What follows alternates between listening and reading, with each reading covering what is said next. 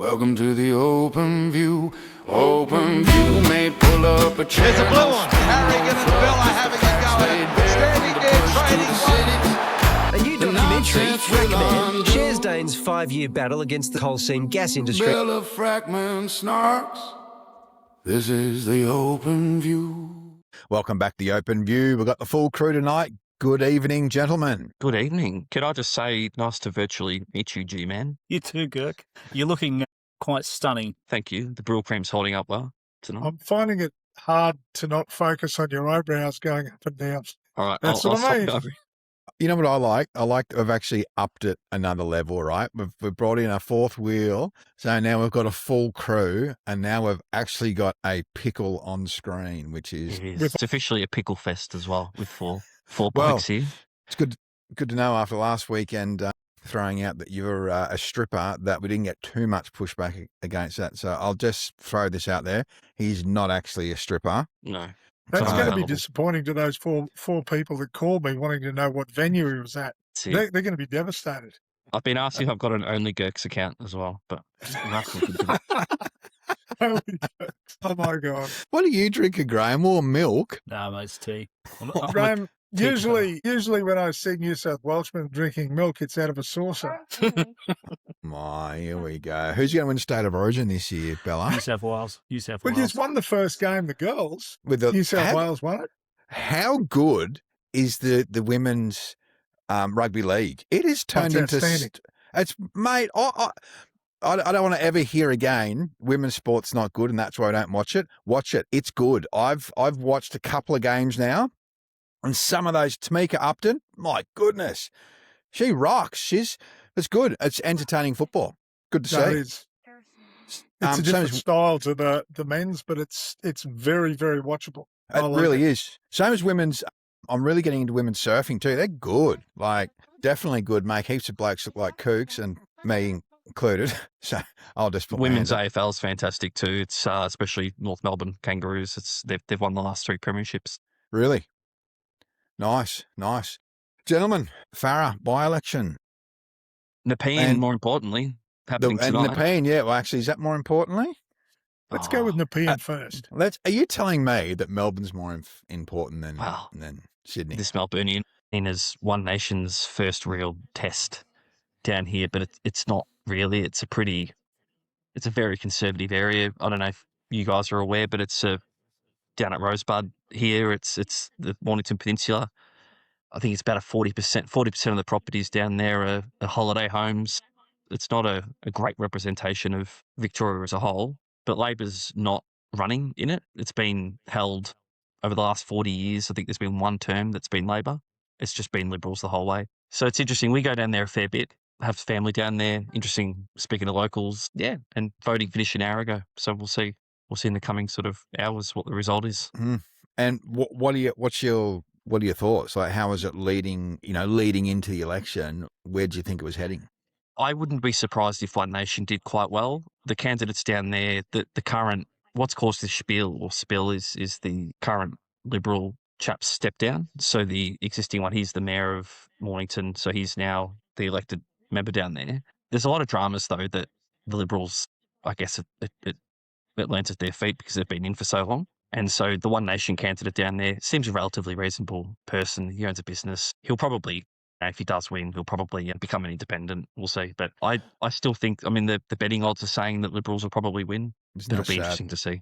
Shall we look at betting odds for It's the polling? you can Look at him. His eyebrows are down. He's pissed. I'm serious. I can't stop looking at the eyebrow. You know know whose eyebrow? It's shocking. This is a revelation, man. I remember my high school teacher saying, "You're never going to amount to anything." She goes, "One day you're going to find yourself in a room talking to a fucking gherkin." I just didn't Yeah. believe it.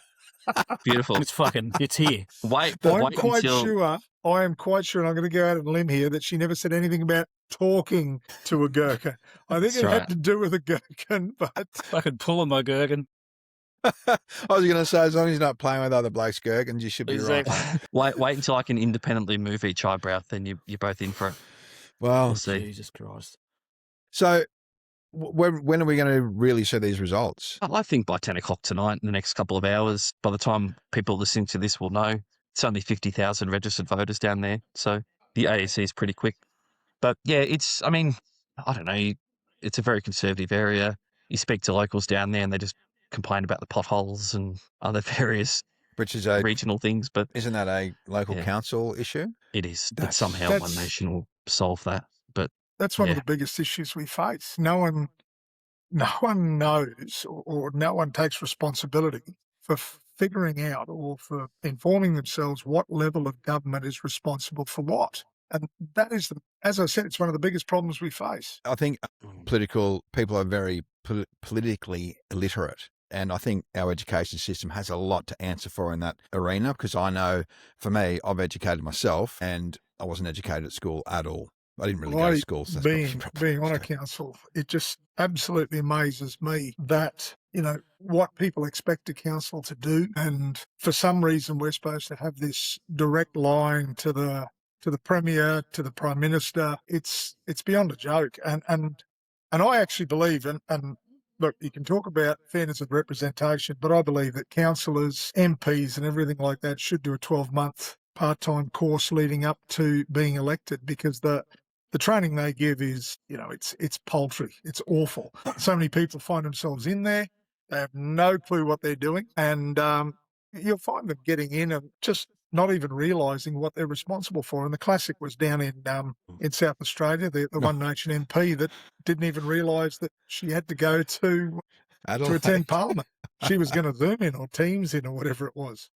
I think they've been misled. A lot of them have been misled into what the responsibilities are, and it's a serious job. And I think a lot of these that's why I think a lot of these, I think that particular, what's her name? Chantel, what was her last name? Can't remember. Chantel, whatever her name. She's a hairdresser, and good for her for having a go. But now that comes with real responsibility, and I'm just unsure she's willing to take that responsibility seriously enough. But I also think this is a real test to get those people out into the Parliament, and let's see what they're made of. There's 4 of them in South Australia now. Graham, you got anything on this Melbourne by-election? Just thinking about just One Nation as a whole. They've got a tendency of imploding. Have a look at what happened with Latham. There's a lot of carcasses out there that were fond and no longer fond. And while it's all hey, yay and rah, rah, rah, I think you'll find that the senior management won't be able to hold it together anyway. I think you'll start seeing fracturing. The bigger the juggernaut gets. As I've spoken to you guys in private, I do have a mold here and there, and there is a lot of disgruntled, One Nation hierarchy coming to this particular person complaining about the disorganisation. You have to remember, at the top of the castle, it's always been about the cash register with One Nation. Always has been. Nothing will ever change. There was something interesting. I had a friend, I think I might have sent you guys a screenshot, but anyway, I can't believe that he'd turned to One Nation. So I caught one of his comments on one of her posts, and I remember reading it thinking he was having a go at everyone for having a go at Pauline for accepting the plane and the massive donations. And my mole on the inside said, who's been with Fon from the beginning, from the early days, right? Obviously left the organisation, but said the problem with what she's done is One Nation was supposed to be different. One Nation weren't supposed to be the ones that were going to be accepting the jets from billionaires, the flights, the freebies. It was supposed to be grassroots. And so you can clearly see where, deep down, where their ethos lies, right? It's at the cash register. So for anyone listening that might be sitting on the fence, that's exactly One Nation. And that's why you'll see so much fracturing, because it's like, we've all been there, guys, where we've looked at something and gone, this looks amazing, this looks fantastic, this looks wonderful. And then you set foot on the inside and go, holy shit, this is completely not what I thought it was going to be. Like, the veil comes away, the theatre's removed, the smoke and mirrors and the fake moustaches, and you get to the bare bones of it and you realise, dude, this is not what I voted for. This is not what I signed up for. And that's exactly what One Nation is. At least we know with the Liberal Party, right, and the Labor Party, we all know that they're scorpions, right? We know how they operate. These guys are pretending to be the workers' friend. Pauline Hanson's voting record says otherwise. Pauline Hanson's inability to hold her elected officials together also shows a story to the punters out there that are thinking about voting for her. So, yeah, this thing down south there, Gherk, yeah, look, a FOM might get up. It doesn't really matter. Does it really matter? what matters is it's it's the not- same old yeah. story because Australians are frustrated and they're grasping for something, just like they grasp for Trump in America. You know, it's the same story that we're watching this thing play out, right? And it only leads Just one to way. emphasise, just to emphasise, you guys have heard of Troy Stolz. He came out against Clubs New South Wales. He was an insider on the gambling side of things. Now, he was a whistleblower. Clubs New South Wales tried to destroy his life. And he turned to the major parties. He really didn't get much help at all. Friendly Geordies had brought him in and interviewed him and brought some of this to light. But a few months ago, Troy actually joined One Nation. But then 2 days later, he left because he was so desperate for an alternative to be heard and listened to. But he's then had a peek inside that machine and thought, nah, this isn't me. And so I think that just reminisces what you sort of said there, G-Man. It's yeah. But like, let's look at the whole thing first and come down. Graham, you hit the nail on the head with, you know, when she does something, people criticise her, say they all do it. But as I said in one of my clips, they wanted something different, but they're not in any way criticising her for doing the same old thing. They're making excuses for it. The biggest problem I have is she's king for life. In that party, she is king for life. Anyone that operates like that is a token Democrat, if you know what I mean. She's not serious. It's, you know, everyone does what I say. Like, what are the big egos in that party going? How are they going to deal with that? The other thing is, if you look at the body of people that are voting for One Nation or supporting them at the moment, they're all disaffected and disgruntled. But are they disgruntled and disaffected about the same thing? No, they're not. There's any number of disparate reasons. And the absolute classic was at the rally the day after Anzac Day, where Pauline Hanson got up to speak. And then because she didn't talk about chemtrails and whatever, got bagged by any number of people who had called themselves One Nation supporters. That will continue to happen. But if we come right down to, you mentioned the Farrah by-election, look, I've got some serious questions here because Can we just before we jump into in the Farrah by-election, I just wanted to wrap up on something that Graham said, and then let's really dive deep into that.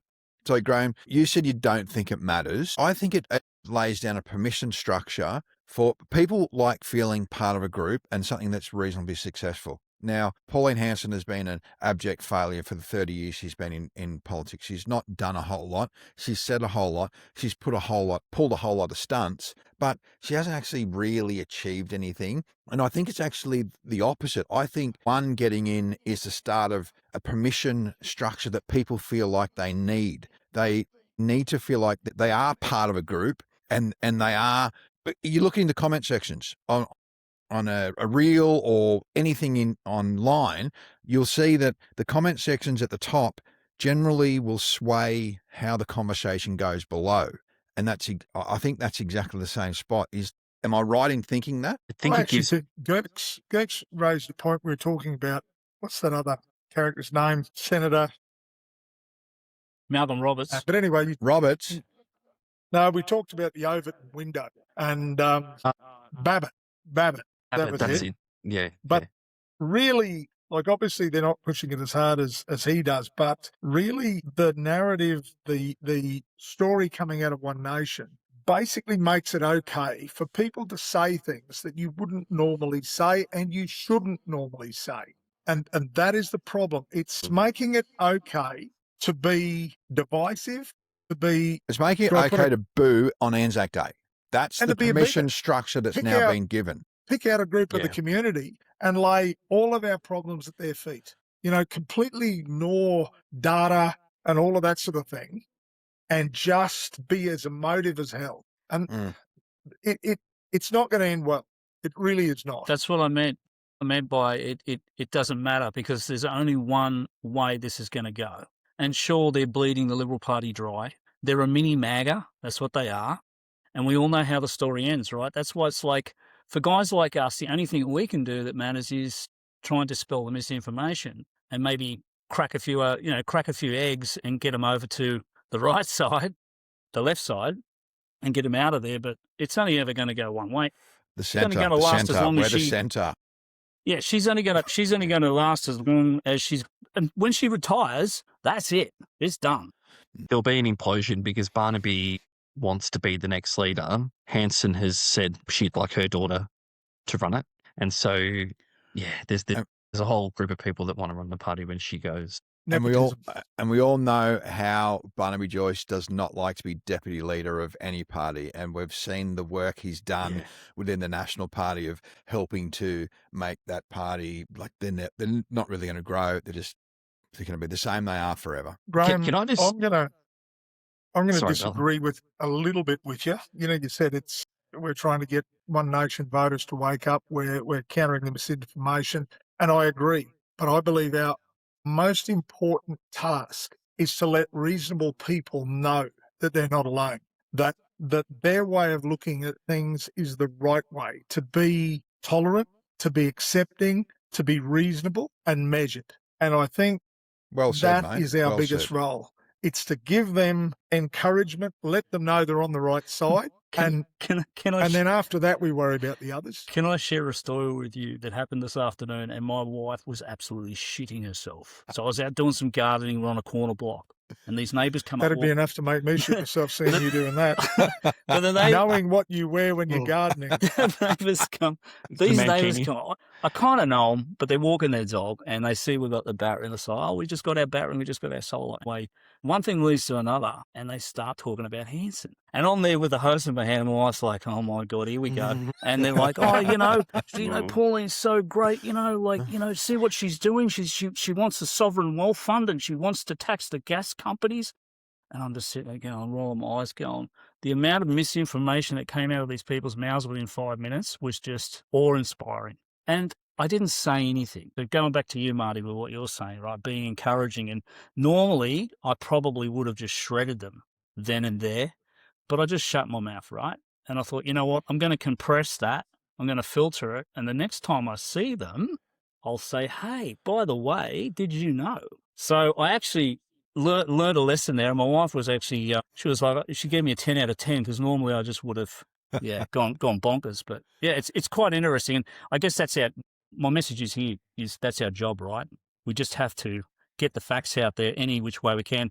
And we're inundated with misinformation. And that's another problem for anyone listening. Even if you just do that one little bit, like you guys have got niches that you're invested in, which is really good. Dane knows a whole shitload about gas that I don't know. Gert does. Marty knows shitloads about life skills and just life in general, right? So we've all got little bits that we're trying to tackle. And just for the people listening, it's really a big job. Trying to dispel the misinformation and get the facts out there and do it in a way that you're kind of like, a communications specialist, which we're not, That's the hardest thing, isn't it? We're really trying to be communication specialists over, especially my reels, 30 seconds, 45 seconds. I might do one that's a minute. I did one 2 minutes the other day, which is the first time ever. And you have to work on it mentally to try and make it simple and effective. And we're not communication specialists, and it's hard. It really is hard. I think that's where the big, political parties have it right over us, especially One Nation, who's accepting a lot of donations, and all the other guys accept donations too. Let's not gloss over that. But they have media specialists. One Nation's supposed to be different. They are. That's the Can I thing. just reflect a little bit on... I feel sorry for you, Dane. Like Thanks, as you mate. know, that my clips run a lot longer. I'm actually noted for my staying power. That's what certain section of the community it's like about me. So, mate, you could probably, I can give you a few tips on how you can last longer if you'd like, No, mate, I don't have a problem lasting longer. It's like no one wants to hear me for more than 30 seconds. This is where our sponsor for the Blue Pill comes in. Ability to cut a short story long. This is where the sponsor for the Blue Pill comes in, and we cut. Oh, Jesus Christ. Artie's looking for a sponsor. I don't know what you're talking about. I take one of... Rightio. Bella, can I just touch on something before, and just a little reflection? You touched on the Overton window, which is, little things push the norm, the cultural norm of what's acceptable and what's not. Do you remember back to 2009 or thereabouts when Kevin Rudd was the Prime Minister and he yelled at an air stewardess because he got the wrong meal or something, and the scandal that caused? And you could say that was the start of a chain reaction that led to the end of his prime ministership. Could you imagine if that happened today? No one would care. They'd probably applaud it. I'm just a little reflection there. Now you have someone getting a whole private plane being donated to them by an oligarch, and people are like, nah, don't care. I She's really great. think How many the people are squid. cheering on Trump for some of the most despicable things Well, he squid. says to people? The You squid. know, The guy. just Sorry. people doing their job. It's You- acceptable now. You saw Squid made a really good point. Squid, I don't know if you know him. I'll put his link up here right down the bio. He's another creator, nice guy. Follow him, good bloke. Great lad. He made a really good point that Barry O'Farrell went over a bottle of wine, and now Yeah. Pauline Hanson's just taken a plane. You know, from reports between sort of 1.4 and 2.1 million dollars. They're chalk and cheese. That's how far we've fallen. That's how far we've normalised bad behaviour within political parties. Just a The question biggest as thing, well. though, it's more than the plane. It goes back to the flights, the undeclared flights and things like that. And we hear the usual bullshit, or at least the ratepayers aren't paying. How stupid can you be? Like, ultimately, everyone wants a payback. Now, undeclared things like flights, and she only declared them when she got caught. And once again, Barry fell, bottle of wine, it was all these flights. When the payback, that is the idea of paying for politicians' travel and things like that. So they're not beholden to anyone other than the ratepayer. Like, those few $1,000s would be money well spent, because all Hanson and her minions have to do is make and help a decision get across the line, or block a decision that could actually end up costing the taxpayer millions of dollars for the sake of her handlers. That is what worries me. Now, in my job, we have responsibilities for declaring gifts and that sort of thing when they reach a certain level. I will say in 10 years, I have not accepted a cup of coffee. If I go with anyone, I pay. Why? It's just a discipline. And I maintain if I can't afford that bloody cup of coffee or whatever it is on the wage I'm on, well, something's wrong. Mate, So I wish you'd accept a new shirt. I said, I wish you'd accept a new shirt. No, I heard you the first time. I'm just sorry for you. What's that? You've got a 2-syllable word to say to me? Or is it 2 words? Hyphenated. Oh, clever. And don't think also that she wouldn't be claiming the costs of the maintenance of that plane back on the tax or from And part, the because she'll fuel. say that she was utilising it for public campaigns, and so it's the This was public someone- purse will be paying for it. This was someone that was having a go at the fuel that 4.8 million non-residents or non-citizens were using. People like surgeons, and like I said, my wife, she's an audiologist, driving into work, that sort of thing, paying tax. How dare they use fuel? But Pauline gets a plane to fly around, burns through God only knows how much fuel during a There's one other time when There's one fuel's other little thing I scarce. want to add to this. James Ashby is a pilot. Okay, so we can understand how and why it was a plane. That's all I'm going to say on it. Ooh. On that note, why don't we wrap this little section up and run into? Does anyone else have anything to say on that issue? I'm keen to get into Farrah. Rightio. Let's rip into Farrah. So if people don't know, Farrah is another by-election that's happening right now. It was Susan Ley's old seat. Once Susan Ley lost the leader of the Liberal Party, she spat the dummy, rightfully so, left, and which opened the seat up to an election. Also, because I think she left, doesn't that open it up to the National Party and the coalition to run candidates? I'm pretty sure that's the case. I'm not sure if that's even important, but we find ourselves in another by-election. We have a pre-polling started today, and yeah, I'm really keen to hear what's going on down there. I know a little bit, but let's see what's going on. Well, I actually have been sort of keeping a pretty close eye there. We've got an independent who's well regarded, and we've got the One Nation candidate. Now, the most disgraceful thing in my eyes was that the Liberals and Nationals have sent their preferences to One Nation. Now, what I'd like to say to everyone, if you know someone in that electorate, you need to speak to them, because preferences are not the parties. They are yours to give. That bit of paper you get is a suggestion. It's not an order. It's not a command. And seriously, you need to put One Nation last. Now, the reason I say is that if you have a look at their candidate, good old David Farley, or Charlie Farley, as I like to call him, a few years ago, he was calling for Indian workers to come into work in abattoirs in Northern Territory. Now, One Nation's stance is strongly against immigration. He then spoke last year about climate change, destroying farms and regional communities. One Nation are going to get rid of the climate change, Department of Climate Change. They're climate change deniers. They won't actually come out and say it directly, but that's what they are. Farley then tried to get on with Labor only a couple of years ago. Tried to get in as a Labor candidate. When he didn't, he then donated money to Labor. And then just a couple of days ago, in the candidates' debate, he actually said that the number of immigrants that One Nation wants to cap at is not enough. So this bloke flip-flops. He knows where the feathers are to put in his nest. He follows it. He's a donkey that follows the feed bag.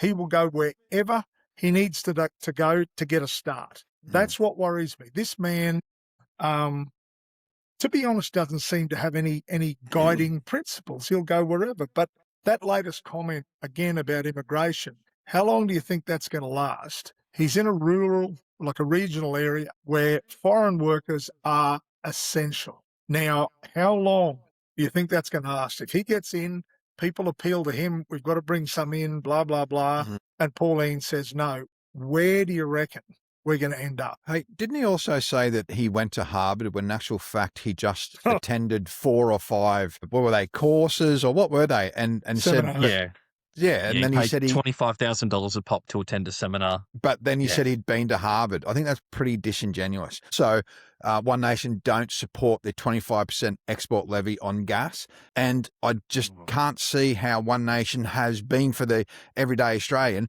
stood up and said, we do not support taxing our gas resources correctly. Look, I just want to say in closing with regard to this, if you vote for Charlie Farley, if something comes up, whatever it is, how are you going to know which way he's going to go? Because he's flip-flopped on everything.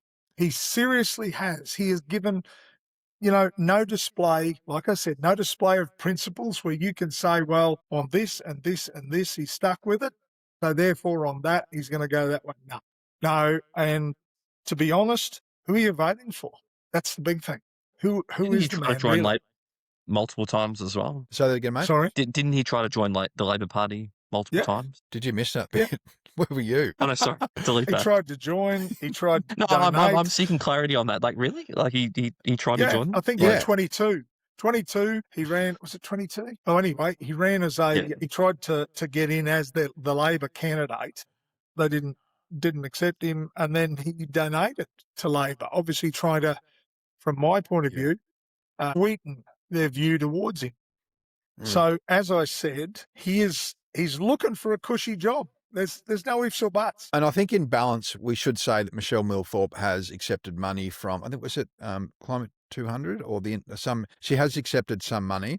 I haven't actually researched into it, so I'm not saying that is a bad thing. What I'm saying is let's be, fair and honest here. And there is a big machine behind the independent Milthorpe, and there is also a big machine behind One Nation. I think the big difference is the independents seem to be able to work for their communities because they are an independent. And I think we saw that with the super taxes that were going to be put forward. I was a huge supporter of that because it was only going to capture, accounts over $3 million. But the Teals voted against it. And that's because a lot of their constituents are rich. And they're the ones that are going to be affected, right? So they're doing their job for the people who voted them in. And that might not suit me. And no politician will suit me across the board, all their policies. They are pliable. They're not stuck in a party machine. It's very clear at this point in time that, what did you call him? David what? Charlie Farley. Charlie Farley. It's pretty cool. It's pretty clear Charlie Farley doesn't know whether he's Arthur or Martha. He's a man who's for sale. In our discussions, on my clips, and that's not saying he's taken money, any corruption. I'm not saying that Charlie Farley has taken any money. I'm not saying he's corrupt. Let's just clarify that. I don't end up in. But what you say, like I've said time and again, politics is local, and you don't vote for a prime minister. You vote for a local MP, and you need to look at that MP, and you need to decide whether they're decent or not. Now, you might let's say you love the Labor Party, and the Labor Party puts in a shithouse candidate. Don't vote for them. because the Labor Party has shown you contempt by saying, we'll just put them in, they'll vote for them, there you go. No, not good enough. You get what you deserve. If you accept that, if you accept the kick in the teeth of a shithouse candidate, you'll get that forever. And do you think then that in government, that government will pay any attention to you via that candidate? Now, when we get back to Farrah, look at the candidate. Look at Charlie Farley's record. He's one way, he's the other way. He's back, he's the other one. What is he? Is everyone else? His boss has a fancy new plane. He's vying for a seat. Oh, there was also an incident down there. Did you guys see that incident? There was at the polling booth. I sent you guys that message. There was a big blow up at the polling booth where one of the One Nation helpers lost it. He just started yelling at a traffic warden or something. I didn't understand the context on that. I didn't understand the context either, but it just shows the ability to stay cool under pressure when you're in a polling booth. Or if I'm not saying that that's, well, I am saying that. I am saying that's exactly like their elected politicians. I'm the epitome of measured responses, calm, measured, calculated, yeah. This is where we insert a montage of Bella's eruptions on the field, eh? Calling people out by name and I, like I said, I live through your comment section. I don't think it's helpful, mind you. I've brought that up with you. Actually, you brought something up a while ago, Bella. You and I having a chat about the independent Michelle going and meeting with Mad Hatter Catter. Yeah, Bob Catter, yeah. Yeah, what were your thoughts on that? Well, I was very disappointed for the simple fact, and I spoke to her about it, and she said, I wanted to show that I can work with anyone. And I said, I have no regard for Catter. I've had dealings with him. He is a lying, I make no bones about it. He will stand there, he will lie to your face. He tells you a big story about your family and how he knows them, and it's bullshit. And to think that you don't know that it's bullshit shows the contempt that he has for you, ultimately. His stunts. I went down to Canberra, we were trying to get a Senate inquiry. His stunts, like hiding behind a post and beckoning to people to come over, literally, I thought must have thought he was Inspector Clouseau or some damn thing. So he could talk to them so that they'd come over and help him and not us and all this sort of thing. When she said, I'll work with anyone, I said, really, I'm sorry, I can't accept that. I said, there's always a line. You must decide where that line is. And you've got to be able to call out standards that are below that line. You've just got to be. And I'm afraid, to me, it just showed, what would you say? No discernment. And hopefully she'll learn. Maybe she's just new at the game, a little bit callow, but there's always got to be a line. There are people that are way over the mark. Could you work in a committee with a bloke like Malcolm Roberts that has said that women that attempt suicide are attention seekers? I couldn't work with that bloke just on principle. That's probably why I'm not a politician, because I just can't do it. Is this the moment where I put up pictures of me and Alan Jones, or is that not a good thing? You and Alan Jones? Are you clothed? Of course, but Alan Jones helped me. So you can, I think what's important to note about that situation is when I was fighting coal seam gas, and this is after the Julia Gillard, horrendous comments and the cash for comments and all these other scandals, he reached out and said, let's work. And he was against coal seam gas. So I work with him, and I work with him closely, and not just me, a lot of other people work with him closely. So I think it's really important to realize that politics and social issues, you're not always going to align with all of their messages, but you need to hold out your hand for that help. And I don't hold it against her I met with Mad Catter too. He came down to Dalby, and when a couple of us were with, actually Drew Hutton actually was in court, and Bob Catter came down, and, I worked with him and I thought he was all right, but I didn't look at everything he'd done. You have to close your eyes to some extent to what people have done entirely. Otherwise, I would never work with Alan Jones. But without Alan Jones, I wouldn't have been on the radio every 2 weeks on 2GB every 2 weeks talking about coal seam gas and fracking. So, and does that make me morally bankrupt? I don't think so. I just think that's a means to an end to trying to. That's the way the game works. I'm conflicted about it. And I don't hold it against her. And I know that you have a lot of feelings against Katter personally, obviously, because he's, obviously whatever the deep down issues that because he's in your area and you've followed him really quite closely. No, he's a bit further, Frackers, and I see where you're coming from. For me, how would you say, the dealings I had with him, a 4-page letter of abuse that I've had for years in a bag, just literally where his staff called me and asked for my address and then apologised. And I said, what are you apologising for? They said, you'll see. 4-page letter of abuse. It was Trump-like. It just did not make sense, talking about how he was going to swat me like a mosquito and all this sort of thing. That's the Bob Katter people don't see. Now, you take a closer look and you start to look at the Bob Katter behind the scenes. The Bob Katter when he takes his hat off, and it's not a nice person. I'm sorry, it's just not. I agree. And from my point of view, in that situation, I don't begrudge you working with James, but I don't care how important something was. If Katter wants to work towards it and I want to work towards it, we'll do it separately. I can see that. Because I can't, my principles don't allow me to compromise on certain things. I totally understand that. Would I work with a blatant racist? No, I wouldn't. Not a chance. Well, I think that's really important. That you won't be having a peaceful halal snack pack together to make amends. There are no amends to be made. Okay. There are, and I think that you make a really important point. And Michelle Milthorpe hasn't worked and advocated for neo-Nazis, and she hasn't done those really heinous things that One Nation have been well known for, and pulled these horrendous stunts on wearing a burqa. Bob Katter stood there, grabbed the mic in Townsville, as did Nick DeMetto, who's now the Townsville mayor, took the mic, stood in front of him and spoke. The neo-Nazis, the guys you get half a dozen blokes in a black outfit handing you a mic. Do you think you might get a little bit nervous? And then claimed, we didn't know who they were. People had talked about it for weeks. On Milthorpe's defence, the reason I spoke as I did to her was hopefully, it was not a condemnation of her. It was, I hope you learn from this. You've got to be careful. You look at how many people are being crucified by having photos taken with certain other people. That's all it takes. So be careful. That's pretty much why I don't get photos taken with lots of people. You're on a podcast. Probably look who you're keeping company with. I'm glad you're in company with my good self there, Hardy.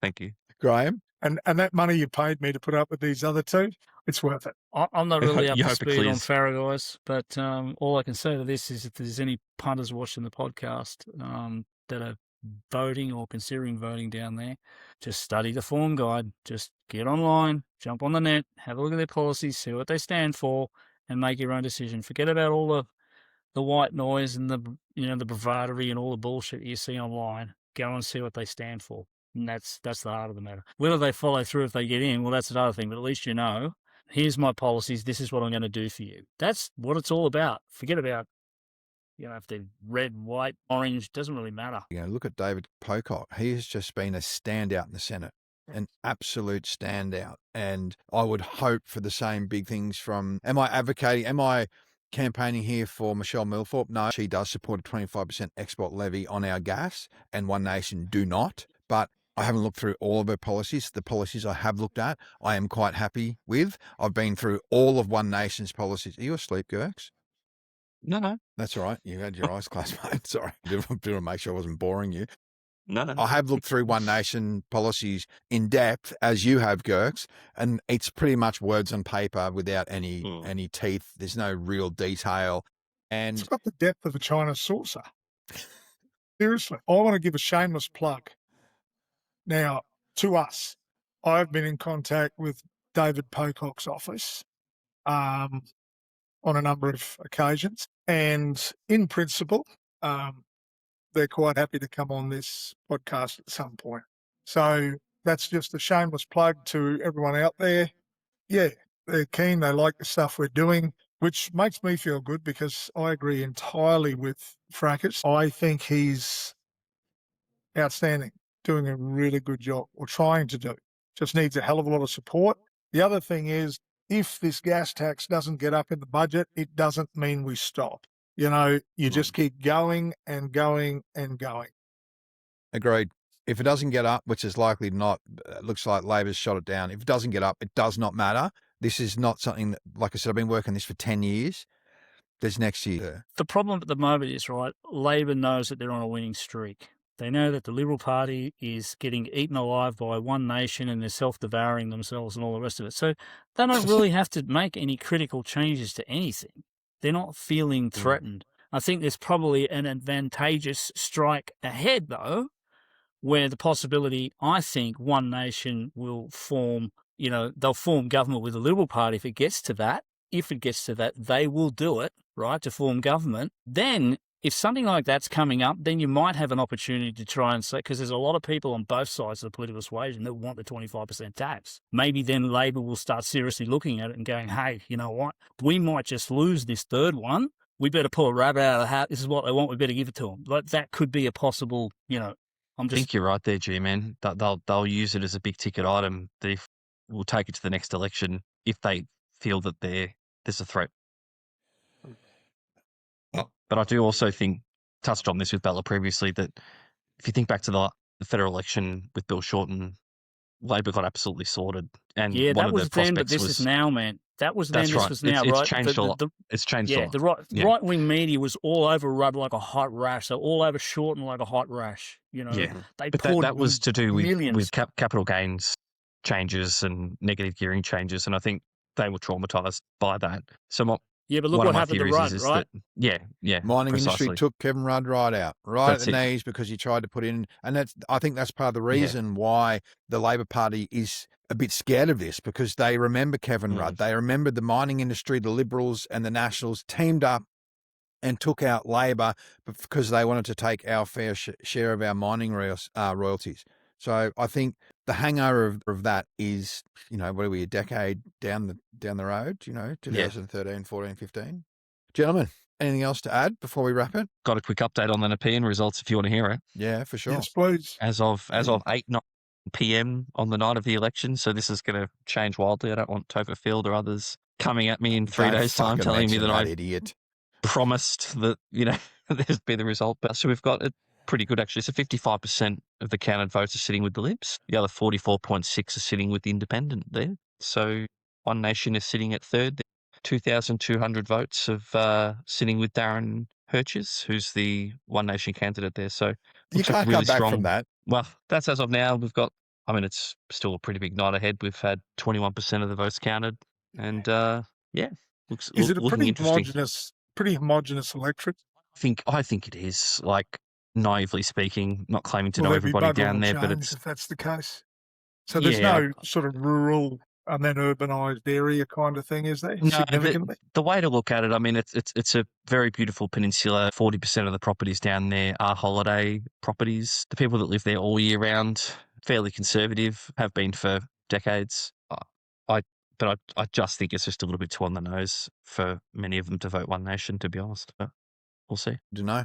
Rightio. Don't forget to subscribe, get in the comments. And I think in the last episode we dropped, someone said I could listen to this for an hour or close to it. So whoever you were, we've just cracked over 52 minutes. You got your wish. I'm not sure if anyone else wants to listen to us for an hour.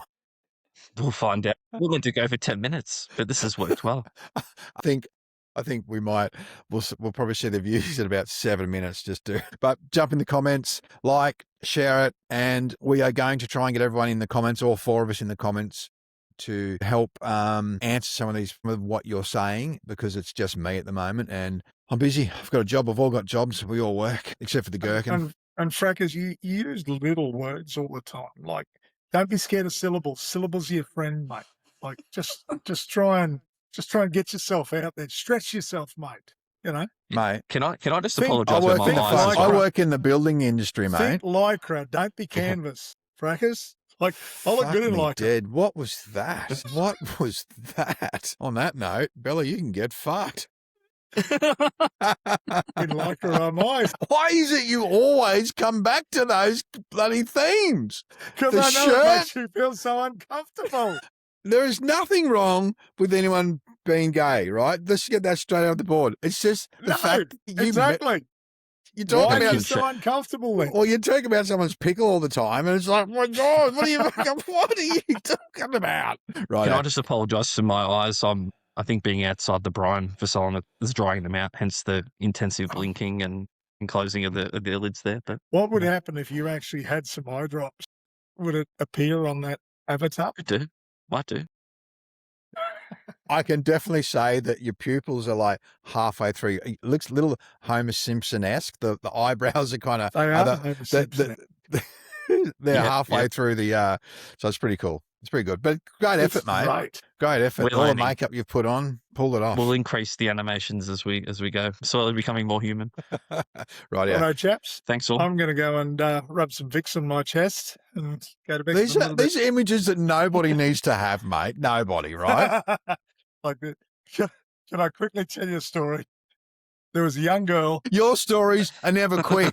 You use too many All right. syllables, right? You're here for a while. There was a young girl. She was the daughter of a lady that used to work for me. I had to practice in Serena, and she was having her 18th. And her father and I were mates. And I'd said to her, because she invited me to the 18th, it was at the local RSL. I said, "Have you organised a stripper?" And she said, "No." And I said, "That's great."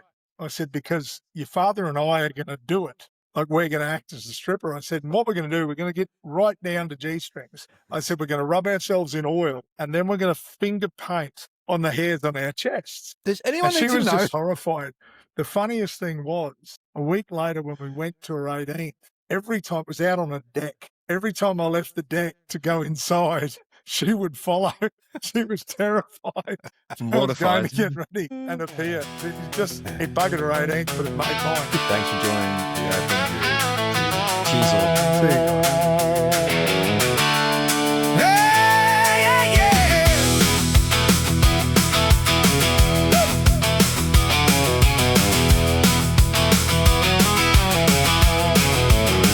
There's dust on the road and noise in the air. Truth gets buried when the loud don't care. So for the saddle up, riding straight and true, Bella Frackman, Snarky, G-Man riding through. Welcome to the open view. Open view may pull up a chair, no spin, no fluff, just the facts laid bare. From the bush to the cities, we'll see the whole thing through. Bella Frackman, Snarky, G-Man riding through.